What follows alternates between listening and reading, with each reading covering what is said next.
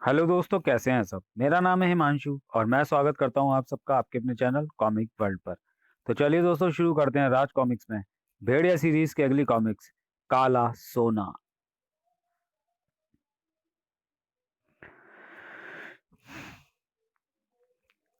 एक और जंगल की सुरक्षा के लिए वचनबद्ध भेड़िया ने संपूर्ण जंगल को दिया हुआ था अपनी सुरक्षा का वह प्रतीक चिन्ह। तो दूसरी ओर ऐसे क्रूर लोगों की भी कमी नहीं थी जिन्हें उस प्रतीक चिन्ह से कोई मतलब नहीं था। जिन्हें मतलब था तो अपनी निजी स्वार्थ के लिए निरीह जानों को चारे की तरह इस्तेमाल करने से। जैसे स्वर्ण कबीले का तांत्रिक तंत्राली। जागो, ए मेरी शैतानी ताकतों, जागो। शैतान ताकतें तंत्राली जैसे इंसानों के हुक्म की जैसे गुलाम होती हैं। हुश। तंत्राली के गले से बब्बर शेर जैसी गुर्राहट उभरी। तंत्र विद्या की सबसे विध्वंसक शक्ति कृत्या को जगाने के लिए मुझे पशुओं के लहू की आहुतियों की जरूरत है। जाओ, मुझे आहुतियां लाकर दो। जंगल के उस हिस्से से उठ रहा था हवन सामग्री की पवित्र आहुतियों का धुआं। आहुति यज्ञ कुंड में समर्पित करो भेड़िया। जंगल की शांति के लिए फूजों द्वारा किए जा रहे इस यज्ञ में भेड़िया, जैन व फूजों के अलावा कई शांति प्रिय कबीले के लोग भी शामिल हुए थे। शांति कायम रहे, शांति कायम रहे, शांति कायम रहे। संपन्न होने को था यज्ञ। मगर शैतान ताकतों के रहते भला शांति कैसे कायम रह सकती थी। फूश। जंगल में भयानक तूफान आ गया। बलशाली शैतान ताकतें जिंदा आहुतियों के इंतजाम में लग चुकी थी। शैतान ताकतें नील गायों को उड़ाकर ले चली। विश मैं। शैतान ताकतें जिनकी गंध को सूंघ लिया था भेड़िया ने। वुश। ओ गॉड। ओह, ये क्या। थर थर थर थर थम थम थम थम। घटना ही ऐसी थी कि पल भर में ही सभी के चेहरों पर सफेदी पुत गई थी। भेड़िया के क्रोध का पारा एक ही झटके में सातवें आसमान को भी चीरता चला गया। इनका तो जैसे खून नहीं चढ़ा हुआ है। उफ, इतनी दरिंदगी, इतने जानवरों का वध। भेड़िया की घुर्राहट से आसमान गूंज उठा। किसकी करतूत है ये? किसने बहाया ये खून? भेड़िया की डग उस ओर दौड़ पड़े। मेरी छठी इंद्री मुझे जंगल में किसी खतरे का आभास करा रही है। फुश। ग्रर, ग्रर। जंगल में अजीब किस्म की सनसनी फैली थी। फुफ फुफ फुफ। भेड़िया के अनुयायी भेड़िया अपने देवता को देखकर ठिठक गए। बताओ, क्या हुआ जंगल में तुम्हारे साथ? उनसे जो समाचार मिला भेड़िया को, उसे सुनकर उसकी रगों में बहने वाले खून का दौरा जबरदस्त ढंग से बढ़ गया। ओह, फिर वही खूनी हवा। मुझ जंगल में बहुत से लोगों ने महसूस किया था उस शैतानी हवा को। भेड़िया, जंगल पर कोई मुसीबत तो नहीं आएगी? भेड़िया के रहते नहीं आएगी। मुसीबत को आने से रोक पाना भेड़िया के बस से बाहर होता जा रहा था। हा हा हा हा हा हा हा। लौट आई शैतानी ताकतें। हा हा हा हा हा। लाओ, आहुति का खून लाओ। आहुति के खून से देवता की मूर्ति नहा उठी। जाग कृत्या, जाग। उसी पल कृत्या की उस खौफनाक मूर्ति से छूट पड़ी चिंगारियां। यज्ञ में शामिल कबीले वासियों में हलचल मच गई। ओह, ये क्या हो रहा है तंत्राली? जाग कृत्या, जाग। शायद महान कृत्या नाराज हो रहा है। तीव्र चकाचौंध के साथ वहां प्रकट हो रहा था कृत्या। महान कृत्या जाग रहा है।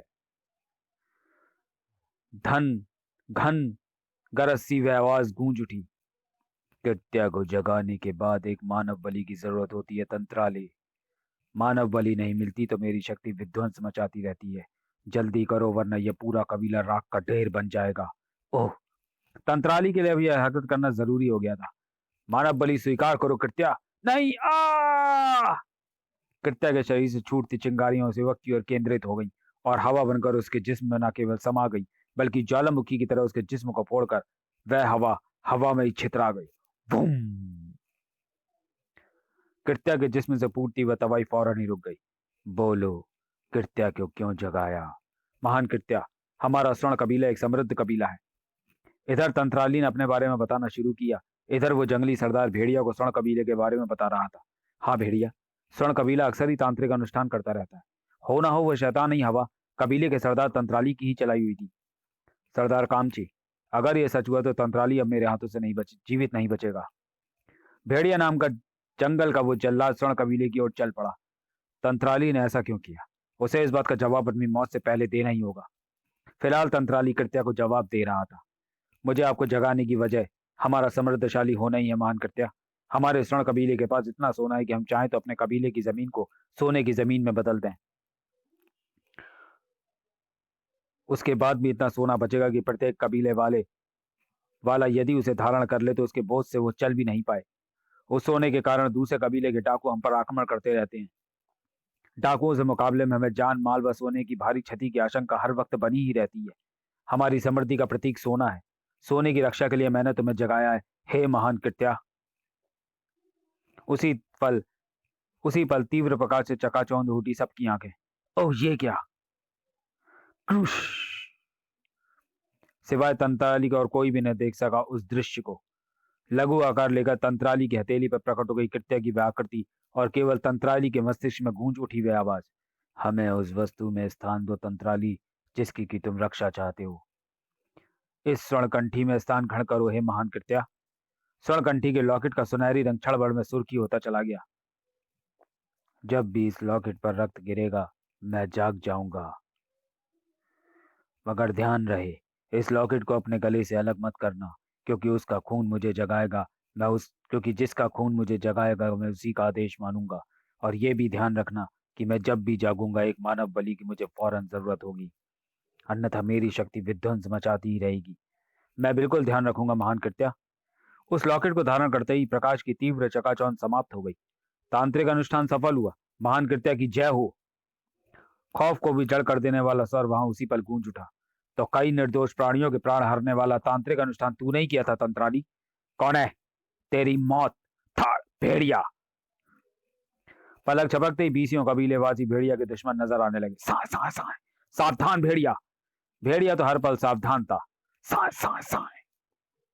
अपने सरदार के कृत्यों में उसका साथ देने वाले तुम सब भी भेड़िया के निगाहों में अपराधी हो। ठाक ठाक। तंत्राली फरसा लेकर भेड़िया पर कूद पड़ा। हम अपनी रक्षा खुद भली भली भली भांति कर सकते हैं भेड़िया। पर भेड़िया पर प्रहार करना भी आसान ना था। गुरु भाटिकी के इस प्रलंकारी शिष्य की रग रग में रण कौशल कूट कूट कर भरा हुआ था। भेड़िया ने अपनी पूंछ को हंटर की तरफ फटकार कर नागपाश की तरह तंत्राली की टांगों से जकड़ दिया। दूसरे ही पल तंत्राली का संपूर्ण जिस्म भेड़िया के चारों ओर चक्कर लगाता हुआ विकराल आवाज करता उस चट्टान से टकराया। थाक! भेड़िया अपनी पूंछ वापस खींच कर दहाड़ा। शैतान तंत्राली की मौत पर किसी को कोई आपत्ति हो तो वह मेरे सामने आए। लौट पड़ा तब जंगल का जल्लाद, सीने में एक अजीब सा उन्माद लिए। अपने स्वार्थ की पूर्ति के लिए इंसान निर्दोष व निरीह प्राणियों की बलि क्यों देता है? खुद क्यों नहीं बलि हो जाता? मगर भेड़िया जानता था कि इस प्रश्न का उत्तर खोज पाना बेहद कठिन है। जबकि पीछे स्वर्ण कबीले में मातम का सा दृश्य था। कबीले वासियों के विलाप से वातावरण में मनहूसियत फैल गई थी। सरदार तंत्राली, सरदार तंत्राली! स्त्रियां अपनी छाती पीट पीट कर रुदन कर रही थी। भेड़िया के उस खौफ रूप को देखने के बाद भला किसकी हिम्मत पड़ती उसका सामना करने की? मगर कौराम के मनहूस कदम अभी विशाल कबीले की ओर बढ़ने से ना रोके थे। हो हो! सावधान सावधान, डाकू डाकू! यलगार हो! उनकी तो हो की हुंकारों से जंगल का माता झंझना उठा था। खचाक! आ! हो! नरमुंडा नरमुंडा नरमुंडा, जिसके साथ जुड़ी थी दरिंदगी, क्रूरता, बेरहमी, अत्याचार और रक्तपात की बेशुमार कहानियां। जंगली कबीले के लोग जानते थे कि नरमुंडा अकेला नहीं आता। उसके साथ आती है मौत, तबाही, बर्बादी। उसका काम है पहले कबीले को शमशान बनाना, फिर वहां मौत की खाक उड़ाना। नरमुंडा इसलिए कहते हैं मुझे क्योंकि मैं शिकार के वक्त किसी के नरमुंड उसके धड़ पर बर्दाश्त नहीं करता।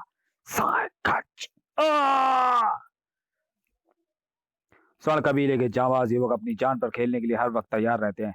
खदेड़ देना कबीले से बाहर। मगर इस बार यह अति दुसाहसी काम था, क्योंकि सरदार तंत्राली का मजबूत नेतृत्व आज उन्हें हासिल न था। साय साय साय, खच खच खच। बेरहमी खुलकर अटास लगा रही थी। बचाओ! 50 दरिंदों के उस भयानक नरसंहार से दहल गया था आकाश भी। मगर नहीं दहली थी तो सिर्फ वहशियत। लूट लो सारा सोना। नरमुंडा ने अपने आदमियों के साथ कबीले का चप्पा चप्पा छान मारा। सोना, समृद्धि का प्रतीक है ये सोना। स्वर्ण कबीले पर काफी दिनों से हमारी नजर थी, इसलिए हमने एक साथी को गुप्त रूप से स्वर्ण कबीले की निगरानी पर लगाया था। फिर जैसे ही उससे हमें भेड़िया के हाथों तंत्राली की मौत का समाचार मिला, हमने यहाँ आक्रमण कर दिया। और आज तो तंत्राली का जाबाज बेटा बाटू भी यहाँ नहीं है। हा हा हा हा हा। जंगल में नरसंहार व लूट के बाद लौट पड़ा नरमुंडा हो हो हो।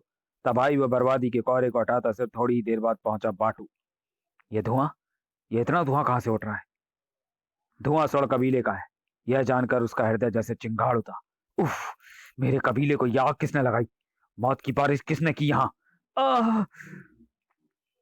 कॉपी, तुम बताओ, कौन आया था यहाँ? पिताजी के रहते यहाँ इतना बड़ा नरसंहार नरसंहार कैसे हो गया? भेड़िया के हाथों सरदार की मौत के बाद हुआ ये नरसंहार बाटू। जिसे सुनकर बाटू के तन बदन से जैसे लावा फूटने लगा। तो इस तबाही का असली जिम्मेदार भेड़िया है, क्योंकि अगर पिताजी नरमुंडा के हमले के वक्त जीवित होते तो वो दरिंदा यहाँ से बचकर नहीं जा सकता था। आह! घायल वृद्ध शायद बाटू को यह सब बताने के लिए ही जीवित था, और तब बाटू को दिखाई दी तंत्राली की लाश। पिताजी, आपकी सौगंध ना तो भेड़िया को ही छोड़ूंगा और ना ही उस वैसी शैतान नरमुंडा को। उठते उठते ठिठक गया बाटू। उसकी निगाहें जा अटकी थी पिता के गले में चमचमाते उस लॉकेट पर, जिसे हाथ बढ़ाकर उतार लिया उसने। आपकी आखिरी निशानी के रूप में इस लॉकेट को अब मैं अपने पास रखूंगा पिताजी। बाटू ने लॉकेट को धारण किया और उसकी इस हरकत पर तबाही के राक्षस जैसे मुस्कुरा उठे। प्रलय ने सुकून की सांस ली। मौत अंगड़ाई लेने लगी, मगर फिलहाल जो जुनून बाटू पर सवार था वो अपना असर दिखा रहा था। भेड़िया, तुझे भी ऐसे ही काट काट कर फेंक दूंगा। कड़ाक! गूंज उठा भेड़िया का किला बाटू की चिंगाड़ बड़ी चीखों से। बाहर आ भेड़िया, बाहर आ! बाटू की ओर से किसी भी हमले के प्रति उस वक्त सावधान लग रहा था भेड़िया। क्या हुआ? बाटू के दोनों हाथ कुल्हाड़ी पर बुरी तरह से कस गए थे। जबड़े भिजे सदे हुए कदमों के साथ वह भेड़िया की ओर बढ़ा। भेड़िया के निकट पहुंचकर बाटू के हाथ उठे, और तब अचानक, यह कुल्हाड़ी लो भेड़िया, और अपने हाथों से उड़ा दो मेरा सिर। अपने कबीले की पूर्ण तबाही के बाद मैं अब जीवित नहीं रहना चाहता। क्या हो गया था बाटू को? भेड़िया पर कुल्हाड़ी उठाने के बजाय उसने कुल्हाड़ी भेड़िया को ही क्यों दे दी थी? तुम्हारे साथ जो हुआ है मुझे बताओ, मैं कसूरवारों को खौफनाक दंड दूंगा। तो फिर आओ मेरे साथ। बाटू उसे लेकर अपने कबीले पहुंचा। आओ भेड़िया, अपनी आंखों से देख लो इस नरसंहार को। शायद ये बर्बादी उन निरीह और बेजुबान पशुओं की आहों का परिणाम है जो तुम्हारे पिता के हाथों हुई।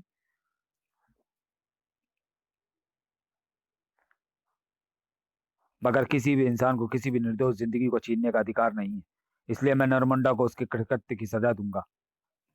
तो फिर आओ मेरे साथ भेड़िया, मैं तुम्हें एक जगह पर लेकर चलता हूँ।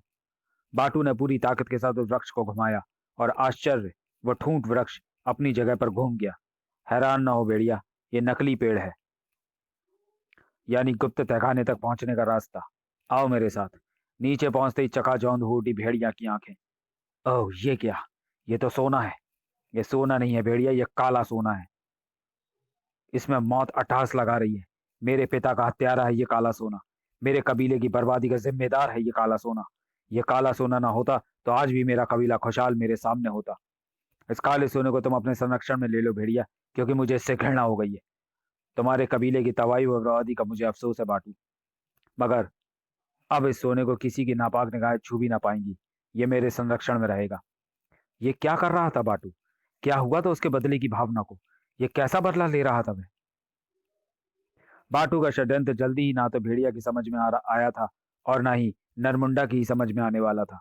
क्या तुम बाटू हो, तंत्राली के बेटे? हाँ, मैंने तो तुम्हारे कबीले को तबाह किया है, उसे लूटा है। तुम मुझे क्यों पुकारते फिर रहे हो? भले ही तुमने तबाही मचाई है नरमुंडा, मगर मेरे पिता को नहीं मारा, उसे मारा है भेड़िया ने। और मैं तुम्हें इसलिए पुकार रहा था क्योंकि मैंने सुना था नरमुंडा कि तुम चट्टानी इलाकों की गुफाओं में रहते हो। मैं जानता हूँ कि मेरे पिता की तबाही की जिम्मेदार भेड़िया से केवल तुम ही नहीं पड़ सकते हो। उसने हमारे सोने के विशाल भंडार पर कब्जा कर लिया है नरमुंडा, और सोने का वो भंडार इतना विशाल है कि तुम्हारा आज तक लूटा गया सारा खजाना भी उसके सामने कम पड़ेगा। मुझे मेरे पिता के हत्यारे भेड़िया का नरमुंड चाहिए नरमुंडा, जो कि तुम मुझे लाकर दे सकते हो। और तुम्हें जो चाहिए वो मैं दे सकता हूँ, यानी वो सारा सोना। सौदा मंजूर है? तो हाँ बोलो नरमुंडा। मंजूर है। तुम्हारा सौदा नरमुंडा को मंजूर है। भेड़िया का मुंड लेकर मैं जल्दी ही लौटूंगा, मगर तब तक तुम भी यहीं पर रहोगे। सोना हासिल होते ही मैं तुम्हें आजाद कर दूंगा। नरमुंडा चल पड़ा भेड़िया का मुंड लाने। बाटू की आंखों में पैदा हो रही विचित्र सी उस चमक को कोई न देख पाया था। नरमुंडा अपनी पूरी शक्ति झोंक देगा भेड़िया को खत्म करने में। भेड़िया भी कोई कसर न छोड़ेगा उसे खत्म करने में। देखा पिताश्री, मैंने अपनी चाल चल दी है। अब जंगल में आएगा एक तूफान, उठेगा एक जलजला, सरसराएगी मौत, भेड़िया और नरमुंडा की मौत। क्रमशः बाटू ने मौत की शतरंज बिछा दी है और अपनी चाल चल दी है, तो क्या वह अपनी चाल में सफल हो पाया? भेड़िया और नरमुंडा की उस भयानक जंग का क्या परिणाम निकला? कृत्या पुनः जागा तो कैसी तबाही लेकर आया? ऐसे और इन जैसे भयानक सवालों के लिए इंतजार करिए राज कॉमिक्स में भेड़िया सीरीज की अगली कॉमिक्स जाग कृत्या जाग का। तब तक के लिए धन्यवाद।